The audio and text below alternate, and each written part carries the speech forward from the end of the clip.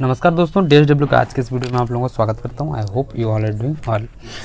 ऐसा है कि हम लोग का अगर जो एक लेवल हम लोग कल दिए थे वो था हम लोगों का 19,230 के आसपास, और नीचे से हम लोगों का शायद ये था यानी कि 18,840 के आसपास। इसी के बीच में मार्केट हम लोग बात किए थे कि इसके अगर ऊपर मार्केट कहीं ना कहीं निकल रहा है चांसेस, तो हम लोगों का सीनेरियो देखने को मिलेगा, यानी कि बायर्स जो है इसके ऊपर हावी हो जाएंगे और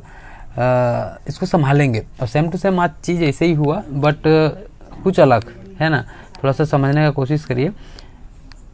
ओके, अब क्या है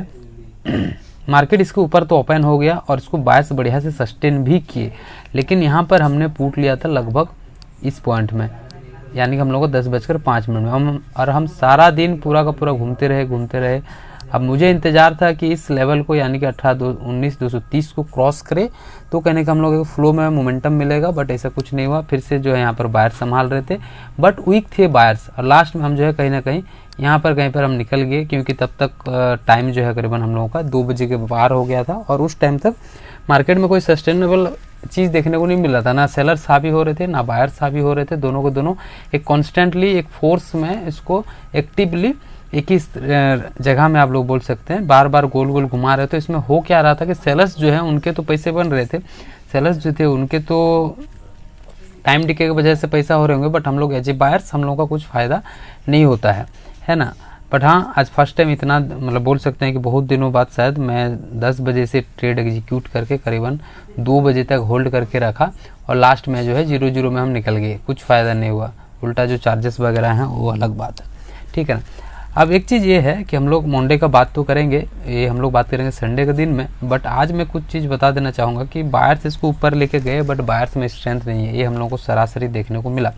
बट अगर रहा जाए कि यहाँ पर हम लोग क्यों ट्रेड एग्जीक्यूट किए 10:05 में, या फिर आप लोग अगर यहाँ पर किए होंगे, तो इसके पीछे साइकोलॉजी था, हम लोगों का मार्केट का सेंटिमेंट्स था कुछ इस तरीके से कि बायर्स हम लोग का मार्केट को उसके ऊपर स्टैंड यहाँ पर ओपन करवा तो दिए थे, लेकिन हम लोग का कहने के जो फोर्स था हम लोगों का ये नहीं देखने को मिल रहा था, यानी कि नया बायर्स इंटरेस्टेड नहीं हो रहे थे। और ये यानी कि हम लोग का कितना बजे 10:05 का जो कैंडल का लो जैसे ही क्रॉस किया, उसके बाद हम लोग को मार्केट में अगर देखेंगे तो बायर्स तो ऑलरेडी डर गए, और साथ साथ में सेलर्स जो हैं यानी कि सेलर्स भी अपना जो मोमेंटम है वो धीरे धीरे स्लो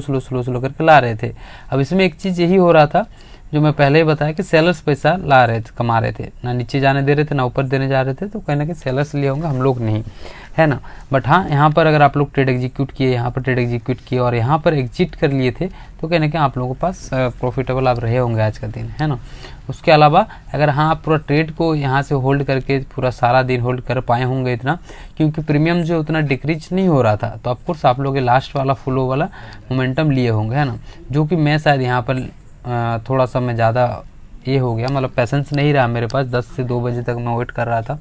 यहाँ पर मैं करीबन निकला और थोड़ा मतलब करीबन 15 मिनट 20 मिनट बाद मार्केट में मोमेंटम में गया, और मेरा टारगेट करीबन जो प्रीमियम के ऊपर था उसको टच करके 5-10 रुपये एक्स्ट्रा ही गया। तो अफकोर्स कोई बात नहीं, सब दिन एक नहीं होता है, कुछ दिन हम लोग को मैनेज करना पड़ता है और कुछ दिन हम लोग को